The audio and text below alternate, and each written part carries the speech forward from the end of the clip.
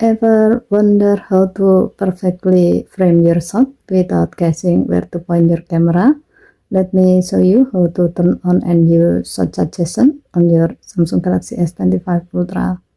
First, open your camera app, then tap the quick control icon, tap the settings icon, and then turn on shot suggestion. Now go back to the camera view by tapping the back key. Point your camera at a subject. As you can see, a white circle with a plus icon on your screen.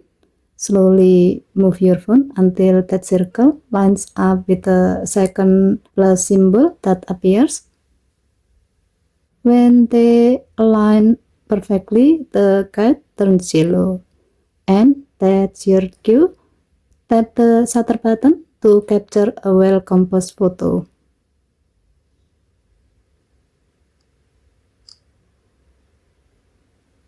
This is a tiny feature that can make a huge difference in your photos. No more tilted frames or awkward angles. Just follow the plus icon and let your phone help you nail the perfect shot every time.